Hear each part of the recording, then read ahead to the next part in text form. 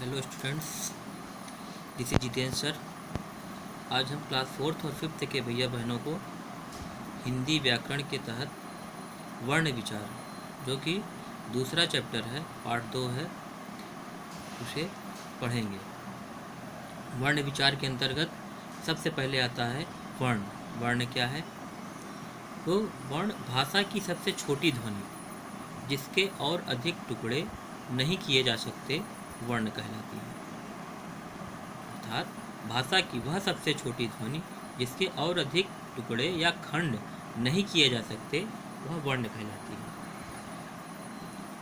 बच्चों, जब भी हम कुछ भी बोलते हैं तो बोलते समय हमारे मुख से ध्वनियाँ निकलती हैं। इन ध्वनियों को व्यक्त करने के लिए कुछ ध्वनि चिन्ह निर्धारित किए गए हैं। ओके, ये चिन्ह अलग अलग ध्वनियों के लिए अलग अलग होते हैं। इन चिन्हों को ही वर्ण या अक्षर कहते हैं। वर्ण या अक्षर, अक्षर भी अक्षर अ धन क्षर से मिलके बना है।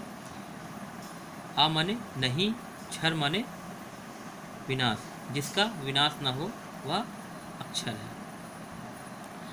तो जैसे माता शब्द है तो म आ धन त धन आ, ये चार ध्वनियों से मिलकर बना है। जैसे किताब शब्द है तो किताब क ई त आ ब अ, ये 6 ध्वनियों से मिलकर बना है। तो इन ध्वनियों के लिखित रूप को ही वर्ण या अक्षर कहते हैं। ये भाषा की सबसे छोटी इकाई होती है, इसके और खंड नहीं किए जा सकते। ओके, ये भी परिभाषा बनती है वर्ण की। वर्ण भाषा की सबसे छोटी इकाई है, इसके और अधिक खंड नहीं किए जा सकते। ओके, ये हो गया वर्ण। अब वर्णमाला। वर्णमाला किसे कहते हैं? वर्णों का व्यवस्थित समूह वर्णमाला कहलाता है। ओके, यह किसी भी भाषा का हो जिसमें वर्णों के व्यवस्थित समूह को वर्णमाला कहते हैं। अब पढ़ेंगे वर्णों के भेद। वर्ण कितने प्रकार के होते हैं? 3 प्रकार के।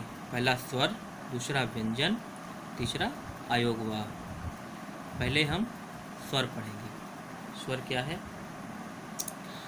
जो वर्ण बिना किसी अन्य ध्वनि की सहायता से बोले जाते हैं वे स्वर कहलाते हैं। या जो वर्ण बिना किसी अन्य ध्वनि या वर्ण की सहायता से बोले जाते हैं वे स्वर कहलाते हैं। इनके उच्चारण में मुख से हवा बिना रुकावट के निकलती है। हिंदी में 11 स्वर हैं। अ, आ, ई, उ, री, ए, ओ, औ। ये कुल 11 स्वर हैं। इन स्वरों के उच्चारण में किसी भी अन्य वर्ण की सहायता की आवश्यकता नहीं होती है।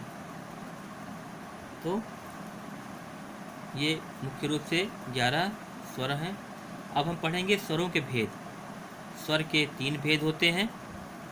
पहला है ह्रस्व स्वर, दूसरा दीर्घ स्वर और तीसरा प्लुत स्वर।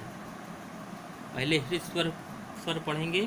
ह्रस्व स्वर, ह्रस्व का अर्थ होता है कम, अर्थात जिन स्वरों के उच्चारण में कम समय लगता है, जिन स्वरों के उच्चारण में कम समय लगता है उन्हें ह्रस्व स्वर कहते हैं।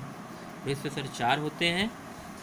अ, ई, उ और री, ये चारों ह्रस्व स्वर कहलाते हैं। इनके उच्चारण में कम समय लगता है, बहुत ही थोड़ा समय लगता है, ये ह्रस्व स्वर है। दूसरा है दीर्घ स्वर। दीर्घ स्वर क्या होता है?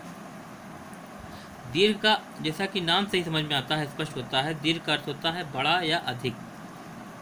दीर्घ का अर्थ है अधिक या बड़ा। जिन स्वरों के उच्चारण में ह्रस्व स्वरों के उच्चारण से दुगुना समय लगता है, जिन स्वरों के उच्चारण से इसमें दुगुना समय लगता है उन्हें दीर्घ स्वर कहते हैं। ये 7 हैं। आ, ई, उ, ए, ओ, औ।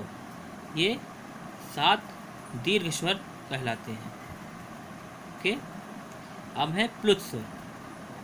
स्वर का तीसरा भेद प्लुस स्वर है। इनके उच्चारण में ह्रस्व स्वरों की अपेक्षा तिगुना समय लगता है, अर्थात ह्रस्व स्वरों में जितना ह्रस्व स्वर के उच्चारण में जितना समय लगता है उससे 3 गुना समय प्लुस स्वरों के उच्चारण में लगता है। इनके उच्चारण में ह्रस्व स्वरों की अपेक्षा तिगुना या 3 गुना समय लगता है। जैसे ओम, राम, ये जो यश की तरह चिन्ह बना होता है ये समय को बढ़ा देता है, आ जोड़ता है इसमें, ओम, आराम।